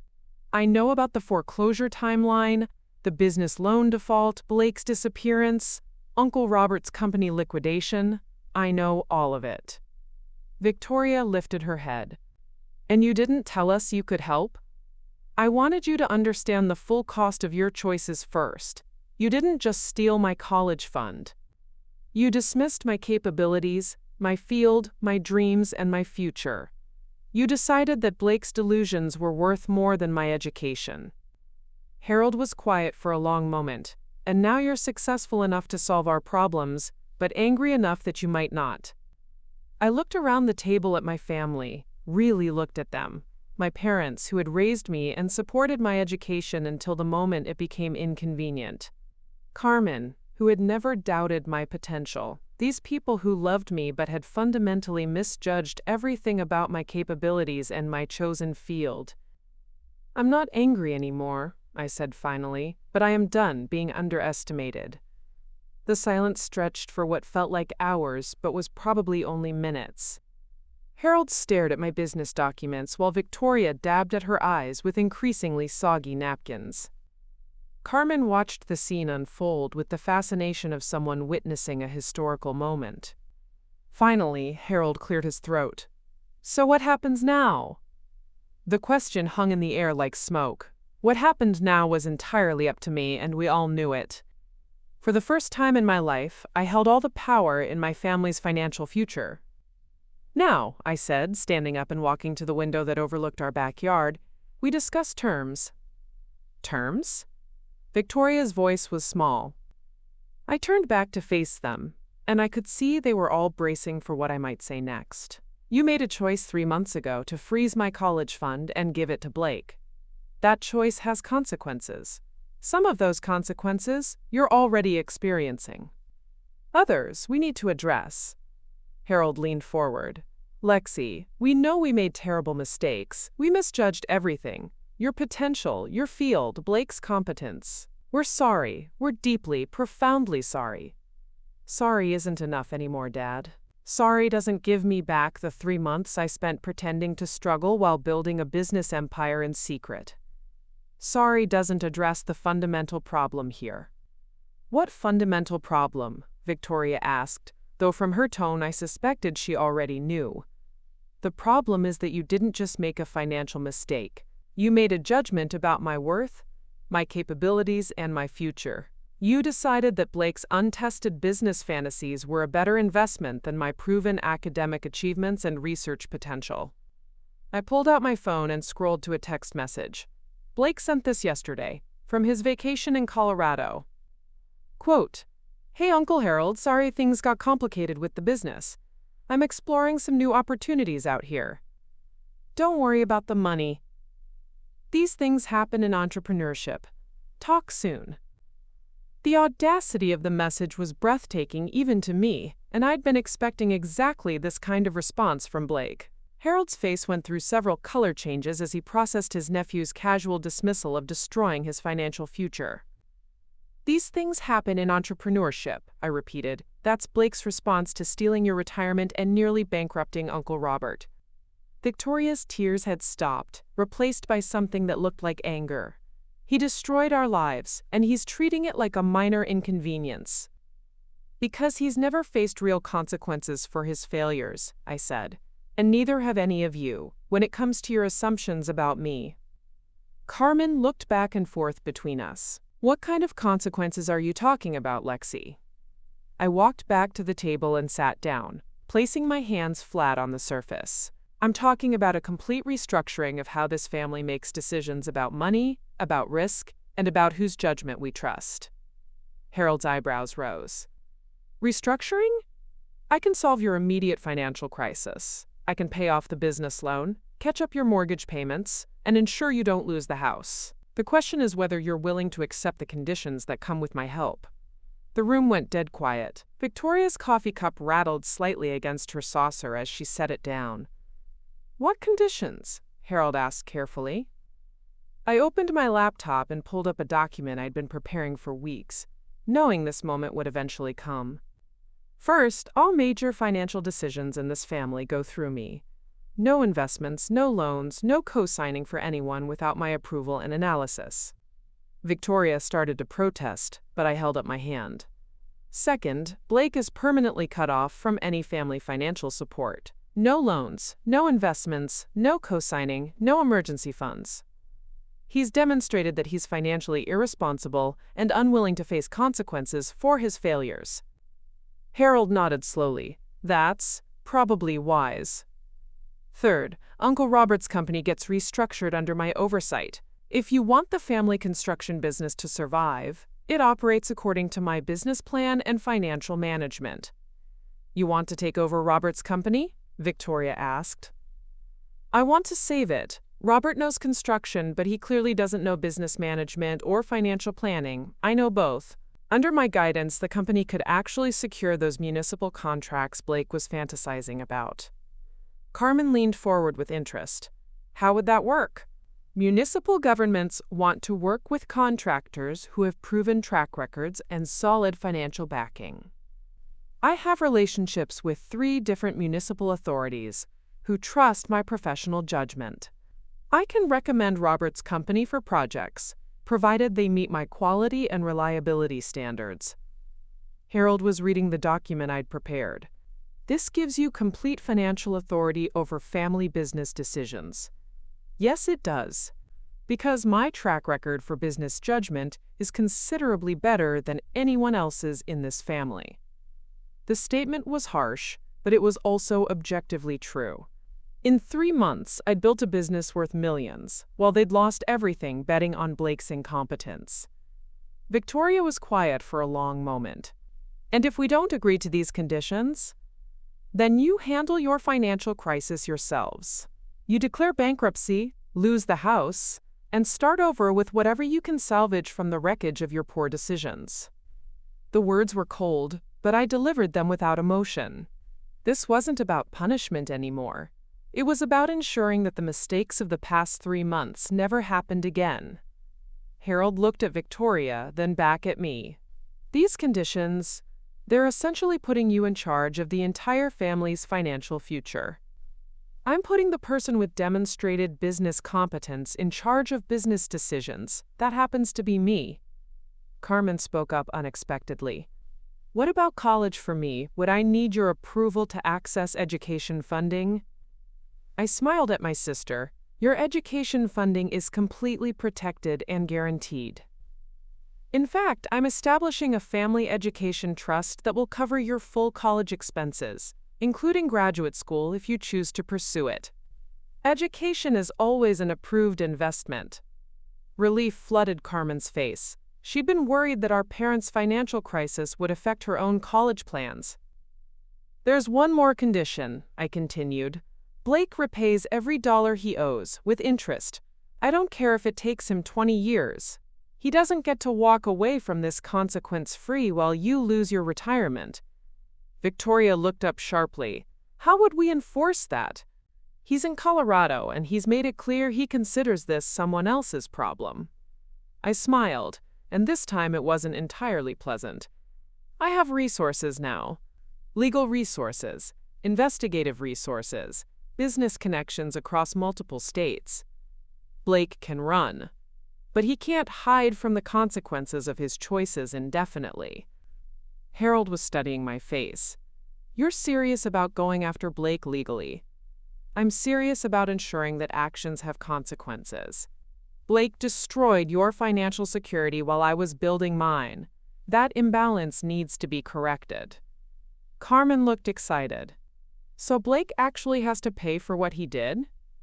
"Blake is going to learn that burning through other people's money carries a price tag. A very specific, very expensive price tag." Victoria was reading through my conditions document. "These terms, they're actually quite fair, considering what you could demand." "I'm not interested in punishing you," I said honestly. "I'm interested in preventing future disasters and ensuring that this family's financial decisions are made by someone who actually understands business and risk assessment." Harold closed the document and looked directly at me. "Before we agree to anything, I need to ask you something directly. Are you doing this to help us, or to prove a point about how wrong we were?" The question was fair, and it deserved an honest answer. "Both," I said. "I'm helping you because you're my family and I love you, despite your terrible judgment about my capabilities. But I'm also proving a point about the consequences of underestimating people and dismissing their potential." Victoria reached across the table and took my hand. "We did underestimate you, catastrophically, and not just your business potential. We underestimated your character, your intelligence, your determination. We treated you like a child who needed our guidance when you were already more capable than any of us." Harold nodded heavily. "The practical daughter who would figure things out. We used that as an excuse to give your opportunities to someone else, without realizing that your ability to figure things out was actually extraordinary competence." I squeezed Victoria's hand. "So are you ready to accept that your practical daughter is actually the family's best strategic thinker?" Harold picked up a pen from the table. "Where do I sign?" As he signed the agreement that would restructure our family's entire approach to financial decisions, I realized that this moment represented more than just solving their immediate crisis. It represented a fundamental shift in how my family understood risk, competence, and the value of expertise. They'd learned, the hard way, that practical and profitable weren't always the same thing. And they'd learned that their daughter's dreams weren't impractical fantasies. They were business plans that they simply hadn't been qualified to evaluate. Now we'd find out if Blake was ready to learn some lessons of his own. The transformation of my family's financial situation began the next morning. I wired $225,000 from my business account to cover their outstanding debts, mortgage arrears, and provide a buffer for immediate expenses. But money was only the beginning of the reconstruction process. The real work started when I drove to Uncle Robert's house to discuss the future of his construction company. I found him in his garage, mechanically organizing tools that he'd managed to keep when the equipment was repossessed. He looked like he'd aged a decade in the past month. "Alexandria," he said, looking surprised to see me, "your dad told me about your business success. I have to say, I'm impressed and ashamed." "Uncle Robert, we need to talk about your company." He laughed bitterly. "What company? Blake destroyed everything I spent 20 years building. The contracts are gone, the equipment's been repossessed, and my reputation is shot because of projects we couldn't complete." I pulled out my laptop and showed him a spreadsheet I'd prepared. "This is your company's financial position if we restructure immediately. Complete debt elimination, new equipment lease agreements, and 3 confirmed municipal contracts worth $1.8 million over 18 months. Uncle Robert stared at the screen. 3 municipal contracts? How is that possible? The city won't even return my calls after Blake's disasters. The city will work with you because I'm personally guaranteeing the quality of your work and managing the project oversight. My consulting relationship with Riverside Municipal Authority gives your company credibility it couldn't establish on its own." He sat down heavily on a workbench. "You do that after what Blake did with your college fund?" "I'm not doing it for Blake. I'm doing it because you actually know how to build things, and these communities need reliable contractors for infrastructure projects. But it comes with conditions." I outlined the restructuring plan. Robert would handle all construction operations while I managed business development, client relationships, and financial planning. All bids and contracts would be reviewed by me before submission. Blake would be permanently banned from any involvement in company operations. "You're essentially becoming my business partner," Robert said after reviewing the terms. "I'm becoming your business manager. You'll maintain majority ownership of the company, but all strategic decisions go through me. Think of it as having a business consultant who's personally invested in your success." The first test of our new arrangement came 2 days later when the Riverside Municipal Authority invited Robert's company to bid on a $400,000 public building renovation project. Under the old system, Blake would have inflated the budget and promised unrealistic timelines. Under my oversight, we submitted a meticulously researched bid that was competitive but realistic. We got the contract. Meanwhile, the reconstruction process extended to my parents' relationship with money and risk assessment.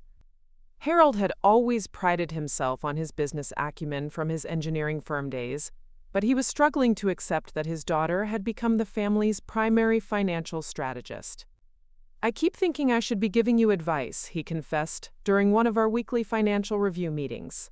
"It feels wrong to have my 22-year-old daughter managing my retirement planning. Dad, your expertise is in engineering systems. Mine is in business systems and renewable energy markets. We both have valuable skills. They're just different skills." Victoria was adapting more easily to the new dynamic, perhaps because she'd never pretended to have business expertise. She threw herself into supporting my consulting work, helping with client communications and administrative tasks that freed me to focus on technical projects. "It's like having the world's most overqualified personal assistant," I joked to Carmen one evening. "Mom seems happier than she's been in months," Carmen observed. "I think she feels useful again." The most satisfying part of the reconstruction was watching Carmen's transformation. Freed from financial anxiety about her college future, she threw herself into studying environmental science with the kind of passion I recognized from my own undergraduate years. "I want to understand what you do," she explained as she pored over renewable energy textbooks. "Not because I want to copy your career path, but because I want to contribute something meaningful too." Within 6 weeks, Carmen had declared a major in environmental science with a focus on sustainable agriculture. Her enthusiasm reminded me why I had fallen in love with environmental engineering in the first place, the sense that our work could literally help save the world. But the most challenging aspect of our family's reconstruction was dealing with the Blake situation. His casual dismissal of the financial devastation he'd caused required a more targeted response than I'd initially planned. My private investigator located Blake in Aspen, Colorado, where he was working as a ski instructor and living in a resort employee dormitory. He'd apparently told his new friends that he was, quote, taking a break from the business world to find his true passion. The legal papers were served on a Tuesday morning while Blake was giving ski lessons to vacationing families. The lawsuit demanded full repayment of the $202,000 he'd cost my parents, plus interest, legal fees, and damages to Uncle Robert's business reputation. Blake called Harold within hours of being served, his casual confidence replaced by panic. "Uncle Harold, this is insane!" Blake's voice was high and strained through the speakerphone. "Lexi can't sue me for failed business ventures. That's just entrepreneurship. Sometimes things don't work out." Harold looked at me, and I nodded for him to continue. "Blake, you used other people's money to make promises you couldn't keep, then abandoned the consequences when things got difficult. That's not entrepreneurship. That's fraud. But I tried to make it work. The municipal contracts just didn't come through. The municipal contracts you applied for were rejected because you didn't meet the basic qualifications, I said, taking over the call. You knew you weren't qualified, but you used my college fund anyway. Lexi, come on, we're family. Family doesn't steal from each other and then flee to Colorado when the consequences arrive. Blake's tone shifted, becoming pleading. Look, I don't have $200,000. I'm working as a ski instructor. I make maybe $30,000 a year. Then you'll be making payments for a very long time, I replied calmly. The court order allows for wage garnishment and asset seizure if necessary. You can pay voluntarily or you can pay involuntarily, but you will pay. After hanging up, Harold looked at me with something that might have been admiration. You're not going to let him escape consequences, are you? Blake needs to learn that actions have prices, real prices, not just temporary inconvenience. The reconstruction process wasn't just about money and business operations. It was about rebuilding trust and establishing new patterns of decision-making. My parents had to learn to consult me before making financial commitments, which was an adjustment for people who'd been independent adults for 30 years. But they were learning. When Victoria wanted to invest in a friend's boutique clothing business, she brought me the business plan first. When Harold considered co-signing a car loan for a neighbor's son, he asked for my assessment of the risk. It feels strange, Victoria admitted, after I'd advised against the boutique investment due to poor market research and unrealistic revenue projections. But it also feels safer. Good judgment feels strange when you're used to making emotional decisions, I said. But emotional decisions are what got us into this mess. Uncle Robert's company was thriving under our new management structure. We'd completed 2 municipal projects, ahead of schedule and under budget, establishing a reputation for reliability that was generating referrals. Robert was happier than I'd seen him in years, freed from the stress of business development and able to focus on the construction work he genuinely loved. I should have done this years ago, he told me as we reviewed our project pipeline. I'm a builder, not a businessman. Trying to be both nearly destroyed everything. Carmen was excelling in her environmental science courses and had started attending industry conferences as my guest. Watching her network with renewable energy professionals and ask sophisticated questions about sustainable technology reminded me why education was worth fighting for. You know, she said after attending a symposium on solar energy storage, I'm starting to understand why you were so angry about them giving your college fund to Blake. It wasn't just about the money, it was about them not understanding the value of what you were trying to accomplish. Exactly. They saw graduate school as an expensive delay in starting real life, when it was actually the foundation for everything I've built. By the end of 3 months, our family had been completely restructured. Financial decisions were made based on evidence and analysis, rather than assumptions and emotional appeals. Uncle Robert's company was profitable and growing. Carmen was thriving in her studies with full financial support. My parents had learned to trust expertise over confidence. And Blake was making his first court-ordered payment of $847 per month, which would continue for the next 20 years. The reconstruction wasn't just about fixing the damage from their poor decisions. It was about building something stronger and more sustainable than what we'd had before. A family structure based on competence rather than tradition, evidence rather than assumptions, and accountability rather than enabling. It was exactly the kind of systematic improvement I specialized in with my consulting clients. And just like those projects, the results spoke for themselves. 1 year later, I stood at the podium of the International Renewable Energy Summit, looking out at an audience of 3,000 industry leaders from 67 countries.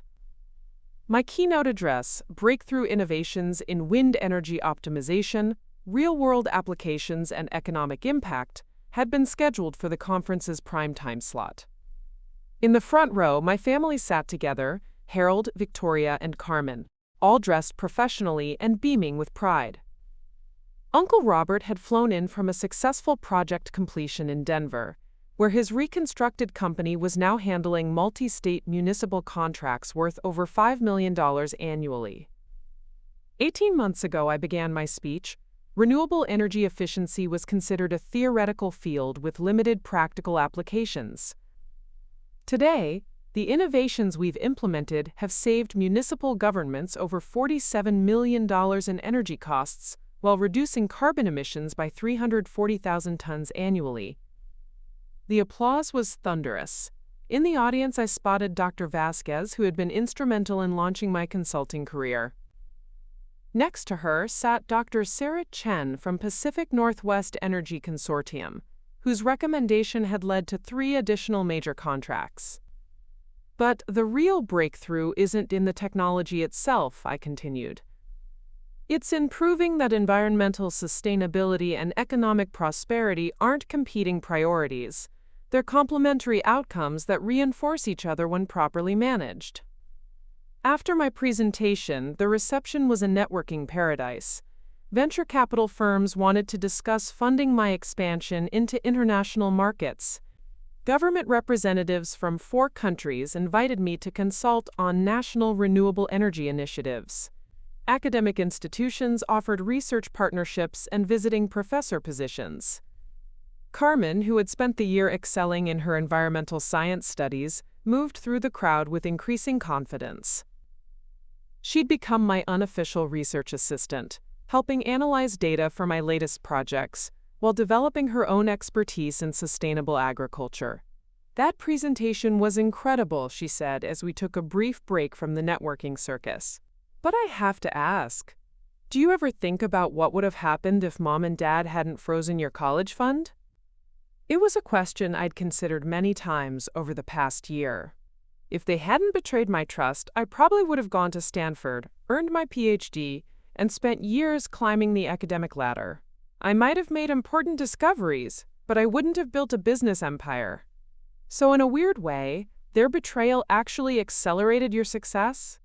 I thought about the $4.7 million my consulting firm had generated in its first year, the Department of Energy research grants totaling $6.2 million, and the acquisition offers that now exceeded $15 million.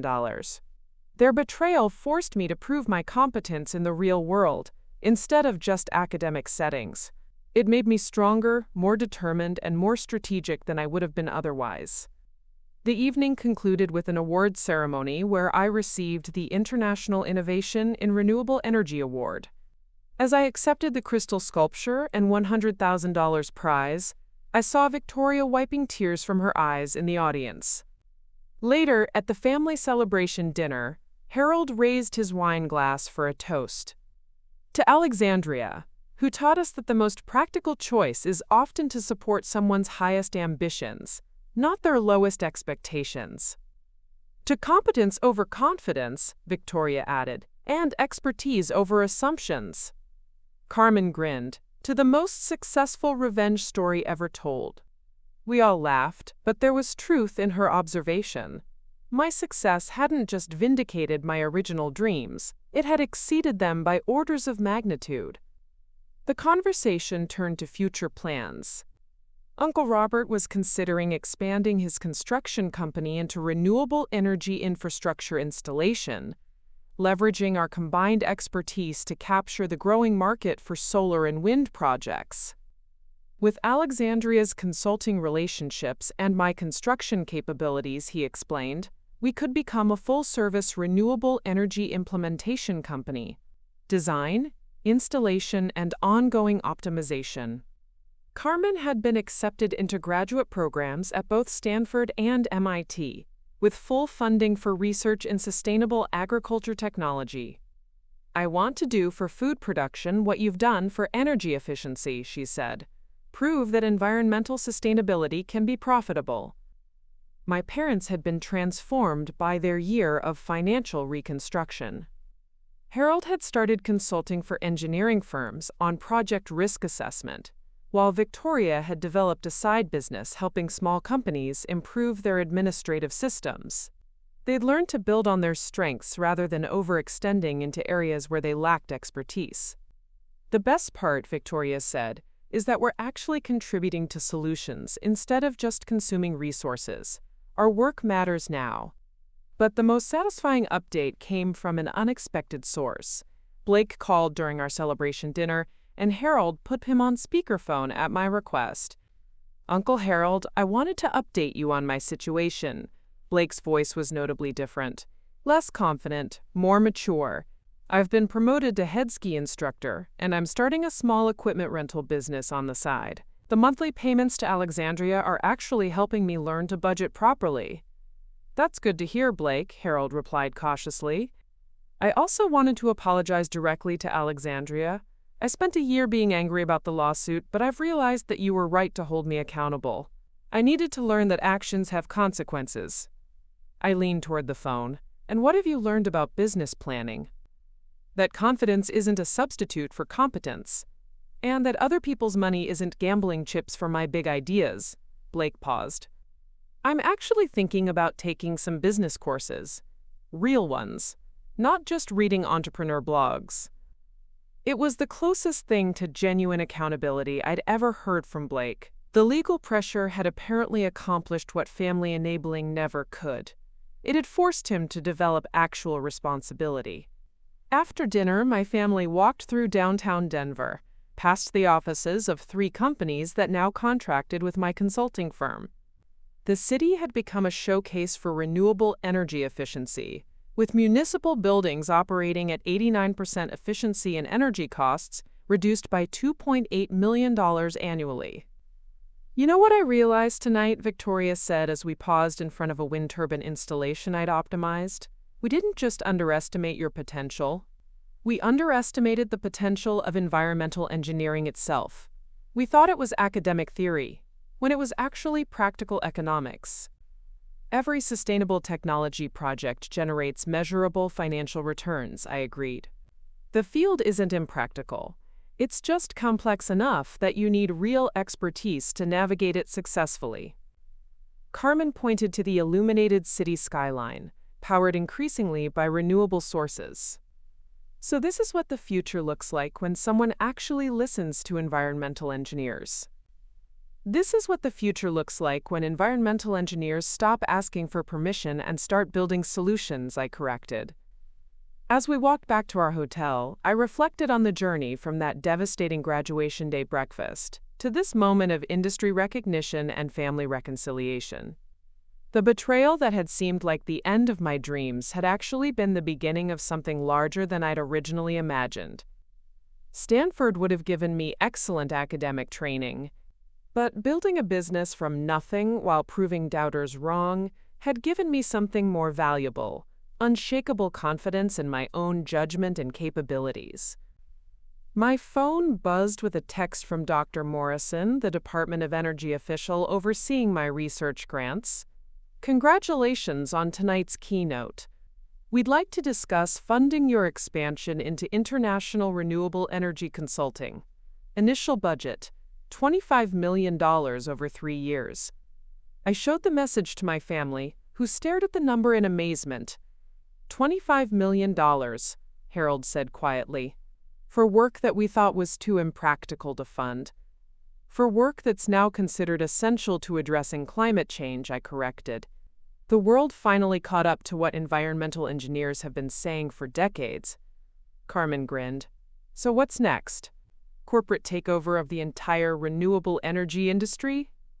I laughed, but the question wasn't entirely ridiculous. My consulting firm was now large enough to influence policy and market development across multiple countries.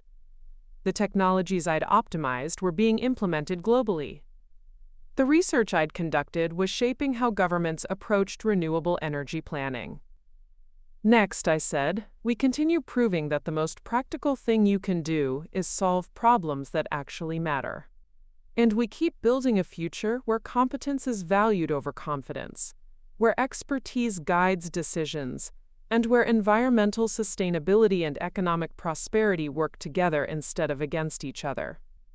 As we reached our hotel, I realized that my family's betrayal had ultimately become a gift. Not because the betrayal itself was valuable, but because it had forced me to discover capabilities I might never have developed otherwise. They'd frozen my college fund, thinking they were teaching me to be realistic. Instead, they'd taught me to be unstoppable. And sometimes, that's exactly the lesson the world needs. Up next, you've got 2 more standout stories right on your screen. If this one hit the mark, you won't want to pass these up. Just click and check them out.